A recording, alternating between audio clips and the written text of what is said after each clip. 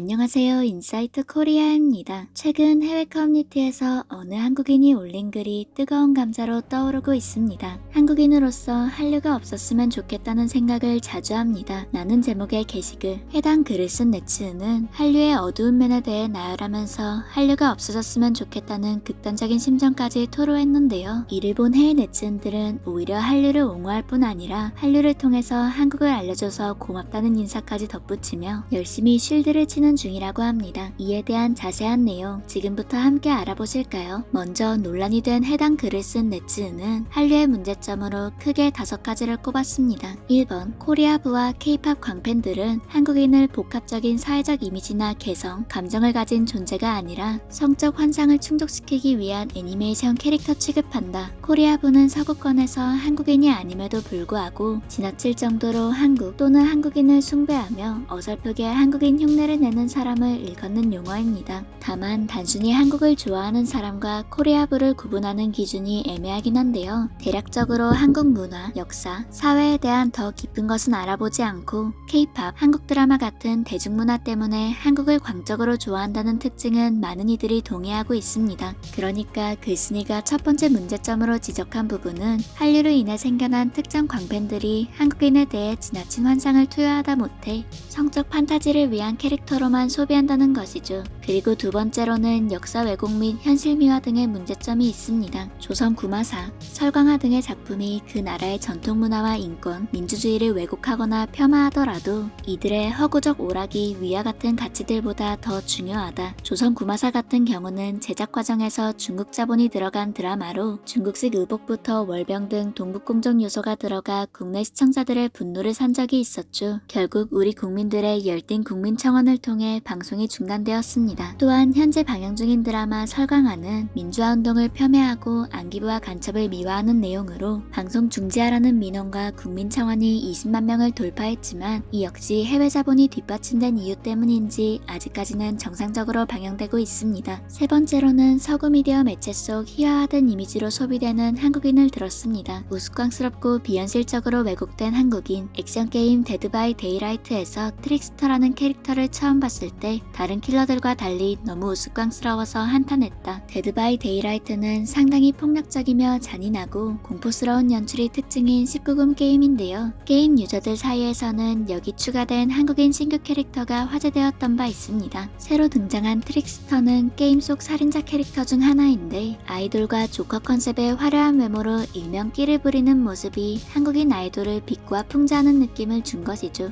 네 번째로는 오래된 역사와 전통을 자랑하는 한국의 문화가 한류 콘텐츠의 일면에 가려져 있다는 지적이었습니다. 한국의 다른 모든 것은 K-드라마, K-팝, K-뷰티의 그림자에 가려져 있다. 한국은 고대부터 중앙아시아, 중국, 일본, 페르시아, 몽골과 교역했으며 고대 일본 아스카 문화에 영향을 미친 2400년 이상의 국가이다. 그런데 2010년대부터 인터넷에 대중문화만 있는 나라로 오해받고 있다. 방탄소년단과 영화 기생충이 존재하기 이전부터 1000년이 넘는 세월 동안 2억 4천만 개가 넘는 글자로 된 역사책, 세계에서 가장 오래된 금속활자, 물에 자동으로 움직이는 시계, 유네스코 무형문화유산으로 등록된 춤 등을 간직한 나라다. 왜 모든 동아시아 국가에서 한국만 이런 취급을 받는지 이해할 수 없다. 왜 우리나라의 정신적인 문화를 상징하는 전설의 소설이 홍길동이나 주몽 이야기가 아니라 오징어 게임인가? 이어서 글쓴이는 마지막으로 한류를 편향된 시선으로 바라보는 사람들의 인식을 꼽았습니다. 역사와 인권의 문제를 K-팝 팬덤의 싸움으로 생각하는 한심한 사람들의 등장, 한국인이 K-팝 가수처럼 생겼다고 생각하는 멍청이들, 영화나 드라마 두세 편만 봐도 한국 사회를 다 알 수 있다고 생각하는 유튜버들의 등장, 오래된 한국 문화에는 관심이 없어서 이상, 조정래, 허균, 이련, 한강, 윤동주가 누군지도 모르고 한국이라는 이름이 어디에서 왔는지조차 모르는 유튜버들은 기생충과 오징어 게임, 방탄소년단만 보고 한국 사회와 감정을 다 아는 듯이 연기한다. 즉 대다수의 사람들이 한국 대중문화 속 터무니없는 고정관념과 편견을 가지고 한국 사회와 한국인들의 정서를 모두 다 안다고 착각한다는 것입니다. 한류를 좋아하는 외국인들은 이 나라의 모든 것이 K-팝과 연결되어 있다고 생각한다 덧붙이면서 말이죠. 한편으로는 해당 글을 쓴 하는 네티즌의 생각에 공감되는 부분이 있습니다. 우리가 세계 속의 한류에 취했을 것만 아니라 삐뚤어진 관심은 주의하고 그 어두운 일면에 대해서도 경계해야 하는 것은 맞으니까요. 이 글을 읽은 해외 네티즌들 역시 글쓴이가 지적한 부분들에 대해 동의했는데요. 그러면서도 너무 지나치게 부정적인 부분만 강조하는 것 아니냐는 의견들도 있었습니다. 당신이 하는 말의 요점을 조금은 이해하지만 그건 사실 한국만의 일이 아닙니다. 많은 사람들에게 일본은 애니메이션이라던가 이상성욕을 상징합니다. 미국은 할리우드, 라스베가스, 뉴욕, 마이애미가 마치 전부인 것처럼 보이죠. 이탈리아는 의류 브랜드와 피자, 오래된 건물이 다고 영국은 런던뿐이에요. 이게 확실히 좋은 것은 아니지만 사람들이 당신의 나라에 대해 모든 것을 속속들이 다 알기를 기대하는 것도 어리석은 일입니다. 어떤 사람들은 진정으로 관심이 있기 때문에 더 많은 것을 배우게 될 것이고 또 어떤 사람들은 오직 대중문화만을 위해 거기 있는 것이라면 아마 그 이상은 알려고 하지 않을 겁니다. 저는 양쪽 모두가 틀린 것은 아니라고 생각해요. 솔직히 대중문화가 잘 알려진 거의 모든 국가가 마찬가지라고 생각합니다. 이것은 규모에 관계없이 모든 국가에서 발생한다는 점에서 동의합니다. 나는 영국에 살고 있고 우리는 세계에서 가장 큰 강대국 중 하나이지만 외국인들은 여전히 우리를 해리포터와 여왕이 있는 나라 정도로 보고 있어요. 공감합니다. 다른 나라와 관련된 고정관념과 특정 주제가 종종 해당 국가를 상당히 많이 왜곡하므로 이것은 보편적인 문제입니다. 한국 같은 경우는 한류 열풍으로 인해 문제가 더 큰 규모로 발생할 수 있습니다. 하지만 더 많은 사람들이 한국에 대해 배우고 다양한 분위기와 매력을 가진 국가로서 한국을 감상할 수 있다는 것은 좋은 일입니다. 그러나 당신이 묘사한 대로만 사물을 보는 사람들이 항상 있을 겁니다. 많은 중요한 주제에 대한 고려 없이 그저 표면적인 수준에서만 바라보는 사람들 말이죠. 적어도 지금 한국은 많은 긍정적인 면으로 전 세계에 알려져 있습니다. 사실 눈에 띄지 않는 수많은 나라들도 있습니다. 하지만 한국은 한류 열풍에 힘입어 긍정적인 의미로 국제무대에 확실히 자리 잡았습니다. 그게 바로 고정관념입니다. 모든 사람들은 자기 나라에 대해 당신과 같이 느낍니다. 그러나 차이점은 한류가 실제로 국가 경제에 도움이 된다는 것입니다. 미친 사람들을 무시하면 아마 괜찮을 거예요. 긍정적인 관점에서 생각해보세요. 적어도 전 세계 사람들이 당신의 나라에 대해 알고 있으며 관심을 갖고 있습니다. 소프트 파워는 사실 엄청난 무기이고 북한, 중국 같은 나라 옆에 있는 한국을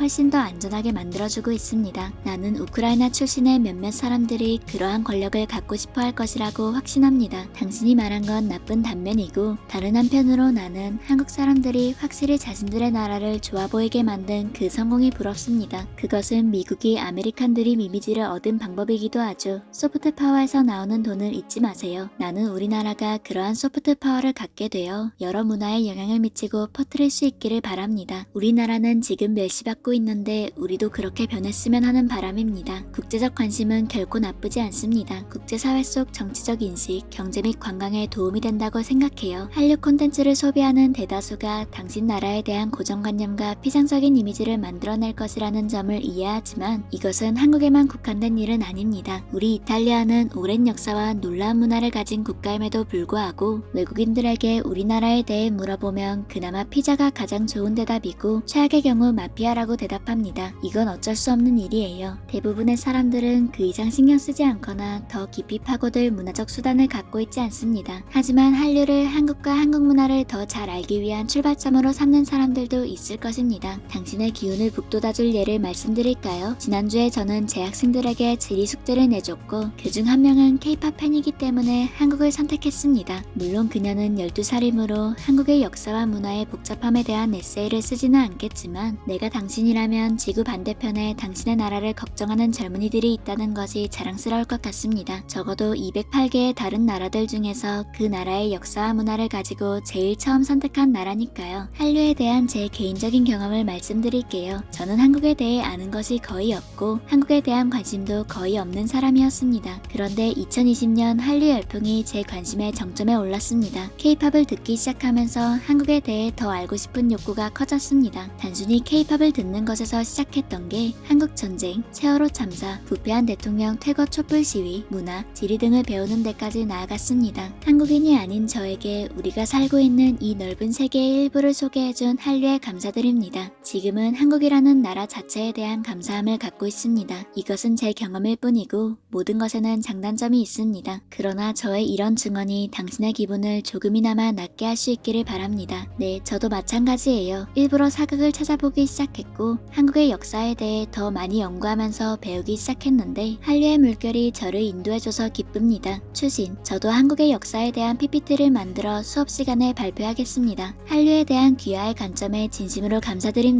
원래는 이해한다고 쓰려고 했는데 사실 이렇게 말할 수는 없어요. K-팝을 처음 발견했을 때 확실히 저한테는 새로운 세계가 열렸습니다. 저는 역사를 전공했고 궁극적으로는 문화인류학자가 되고 싶었습니다. 그래서 저는 제가 배우고 있는 모든 새로운 정보와 개념에 대해 매우 흥미를 느꼈습니다. K-팝으로 시작했습니다만 저는 한국의 문화와 정체성이 K-문화에 대한 피상적 매력을 훨씬 뛰어넘는다는 것을 깨달았습니다. 또 한편으로는 미국인으로서 한국의 대중문화와 뷰티에 푹 빠진 제 관심이 부끄럽기도 합니다. 저는 한국인이 아니므로 이것이 징그럽게 들리지 않을까 걱정되거든요. 일단 저는 처음 여기에 빠져들었을 때 한글도 배우기 시작했습니다. 팬데믹 초창기쯤이었기 때문에 저는 언어에 투자하려 했고 그건 굉장히 현명한 선택이라고 느꼈습니다. 저는 한국어에서 많은 영감과 아름다움, 편안함을 찾았으며 지금도 여전히 공부하고 있습니다. 저는 또한 자연스럽게 역사에 끌리기 때문에 한국의 과거에 대해서도 깊이 파고들고 있습니다. 일반적으로 저는 대중매체가 보여주는 것보다 한국에 대해 배우는 것에 관심이 있습니다.